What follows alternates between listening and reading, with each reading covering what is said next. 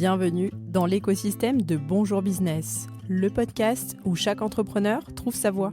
Ici, nous partageons le vrai visage de l'entrepreneuriat. Vos histoires, vos questions et vos ambitions sculptent notre contenu. Ce n'est pas juste un podcast, c'est une conversation, un échange d'expériences et de conseils pratiques à retrouver chaque matin pour performer dans votre business. Je suis Julie Stagnetto, votre hôte, et fière de co-créer ce podcast avec vous, les auditeurs. Installez-vous confortablement, le podcast dans vos oreilles, et c'est parti. Pour fêter le lancement de ce nouveau podcast et vous remercier pour votre écoute, nous vous offrons à vous qui nous laissez une review dans Spotify ou dans Apple Podcast l'accès à notre espace Notion que vous pourrez dupliquer pour optimiser votre stratégie de communication digitale. Alors laissez-nous une review, on n'a pas fini de vous gâter.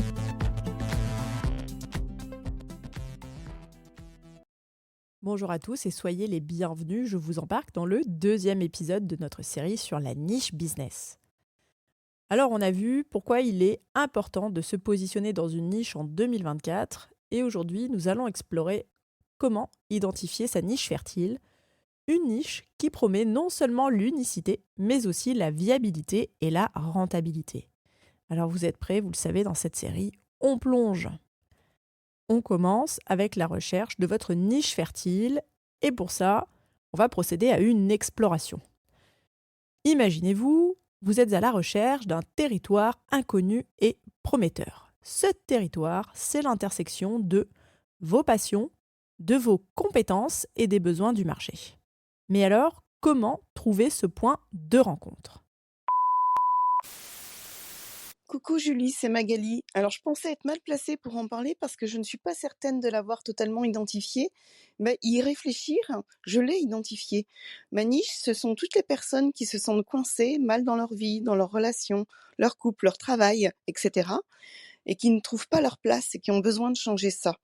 Et c'est en partant des problèmes de mes clients que j'ai pu l'identifier ainsi, et en partant de moi aussi, parce que je ne suis pas toute seule à pouvoir les accompagner là-dessus, mais il n'y a que moi qui le fais comme je le fais. J'ai identifié une niche fertile parce que j'étais avant tout convaincu que je pouvais apporter de nouvelles choses, des choses inédites, une compréhension, un service, un produit différent, apporter une expertise et vraiment quelque chose de différent de ce qui était déjà en activité. On va commencer par dresser une liste de vos passions et de vos compétences. Qu'est-ce qui vous anime ? Qu'est-ce que vous faites mieux que la plupart des gens ? Votre niche doit résonner avec qui vous êtes, car c'est votre authenticité qui va attirer vos clients vers vous. Alors au-delà de l'authenticité, j'ai envie de dire que c'est qui vous êtes. Ensuite, on va plonger dans le marché. Qui sont vos concurrents ? Quelles sont les tendances actuelles ? Plus important encore, quelles sont les douleurs, les désirs et les besoins non satisfaits de vos clients potentiels ? Pour cette étape, on va avoir besoin de faire quelques recherches, d'observer et d'avoir des conversations directes avec notre marché cible. Au début de Merci les abeilles, j'ai commencé par vendre des produits de zéro déchet et puis je me suis dit que ce qu'il manquait vraiment en Suisse, c'était des tissus bio. Justement, en voulant créer mes propres lingettes démaquillantes, zéro déchet, il m'était absolument impossible de trouver non seulement en Suisse, mais quasiment en France, du tissu biologique. Et c'est là que ça a fait tilt. J'ai pivoté la marque, je me suis spécialisée dans le tissu bio. Ce qui est rare est cher et demandé.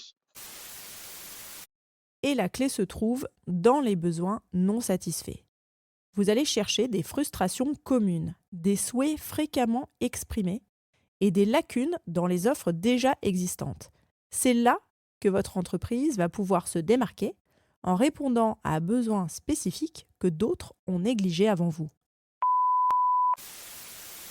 Coucou, c'est Warda du podcast Pim ta marque.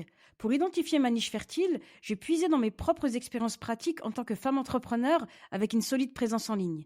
Je constate que beaucoup de femmes entrepreneurs hésitent encore à prendre la parole. Et grâce à ma propre multipotentialité, j'ai choisi d'aider ces femmes à valoriser cet atout plutôt que de le considérer comme un obstacle. Et en multipliant les canaux de communication pour m'exprimer moi-même, j'ai pu partager un moyen efficace pour elles d'exploiter cette singularité. Un point de vigilance est de vérifier bien sûr la viabilité. Une niche passionnante qui vous transporte, qui vous anime, c'est une chose, mais est-elle viable ? Posez-vous les questions, est-ce qu'il y a assez de demandes ? Est-ce que les personnes qui ont ces demandes sont prêtes à payer pour votre solution ?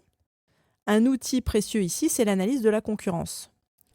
Une concurrence saine est un bon signe. Ça signifie qu'il y a un marché. Mais assurez-vous que vous allez pouvoir vous différencier et ajouter de la valeur. Lorsqu'on parle de vérifier la viabilité, pour vous donner un exemple, une erreur que je vois très souvent dans les projets que j'accompagne, c'est que le public cible a très peu de pouvoir d'achat. Et le service qui est en face nécessite que les gens fassent un certain montant de dépenses. Typiquement, c'est le cas dans l'économie sociale et solidaire, où c'est souvent difficile de mêler le social, le solidaire et le pouvoir d'achat. Si vous êtes sur ce type de créneau, il faut vous poser la question, quelles sont les parties prenantes qui vont pouvoir compléter le manque d'argent chez votre cible ? Exemple, est-ce que des structures sociales peuvent venir compléter ça ? Est-ce que votre projet peut être porté par votre région ? Il y a plein de possibilités, mais vous devez les envisager pour que votre entreprise soit viable financièrement. Alors lorsque vous définissez votre niche, vous allez sans doute vous poser la question, est-ce que vous l'avez bien identifié ? Est-ce que vous ne vous êtes pas trompé ? Alors avant de plonger tête la première, on en revient à nos plongeons, n'est-ce pas ? On va tester votre idée. Pour ça, je vous propose de créer un prototype minimum, alors on appelle ça le MVP, mais disons un prototype minimaliste de votre produit ou de votre service, de le faire tester et ainsi d'obtenir des retours. Vous pouvez par exemple avoir des bêta-testeurs qui testent votre produit gratuitement ou votre service gratuitement en échange de leur feedback. L'objectif, c'est de valider votre idée avec le moins de ressources possible avant de vous engager pleinement dans son développement. Quand on a identifié une niche, la clé, c'est vraiment l'échange et le dialogue et les retours avec les utilisateurs qu'on a ciblés. Donc, tu as imaginé que tel type de personne avait besoin de ta solution pour résoudre un problème. Maintenant, ton boulot, ça va être de dialoguer avec ces personnes, des Google Forms que tu vas diffuser sur tes réseaux sociaux, des enquêtes, des entretiens téléphoniques, des entretiens individuels en face à face, pour aller vérifier effectivement que l'hypothèse que tu as fait au départ est bien valable. Et c'est comme ça que tu vas pouvoir commencer à proposer ton offre. Ensuite, soyez prêt à pivoter. Il faut vous préparer à devoir ajuster votre cap. Le feedback peut vous mener à peaufiner votre niche, à l'élargir légèrement ou à la restreindre ou même à en changer. C'est une partie normale du processus d'identification de votre niche fertile. L'important, c'est de rester agile et surtout, soyez réceptif aux signaux du marché. Déployez vos antennes. Pour identifier votre niche fertile, je vous invite à effectuer un travail de prise de recul sur votre parcours de vie professionnel et personnel. En recoupant les deux parcours, vous pourriez vraiment identifier votre zone de génie et ensuite voir quelles sont les compétences associées que vous avez développées tout au long de votre parcours de vie pour pouvoir les mettre au service des autres.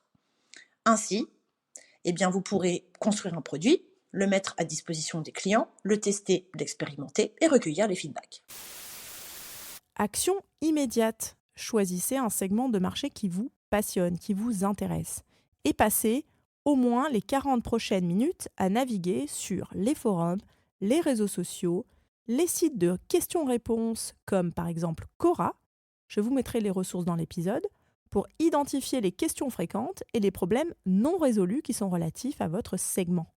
Regardez également du côté des avis des prestataires qui sont proches de votre cible pour identifier les points d'insatisfaction. Je vais vous glisser dans les ressources de cet épisode un modèle, un guide pour vous permettre d'identifier votre niche. Pour conclure, identifier votre niche fertile va vous demander une phase d'exploration de vous-même, mais aussi une phase d'étude et d'écoute de votre marché. C'est un équilibre entre ce que vous aimez faire, ce que vous pouvez faire et ce dont le marché a besoin. Je vous glisse toutes les ressources dans la description. N'oubliez pas, #bonjourbusiness pour nous partager vos avancées, pour qu'on puisse aussi vous identifier et vous envoyer de la force. Je vous dis à demain et je vous remercie pour votre présence. Ne partez pas, j'ai besoin de vous. Donnez-nous vos conseils et témoignages entrepreneuriaux sur bonjourbusiness.fr. Prenez le micro et rejoignez les co-créateurs. Abonnez-vous pour retrouver les prochains épisodes directs dans votre bibliothèque. Chaque avis que vous postez sur Apple Podcast nous permet de vous offrir l'accès à notre espace Notion exclusif. Pensez-y. On se retrouve de l'autre côté. Merci pour votre présence.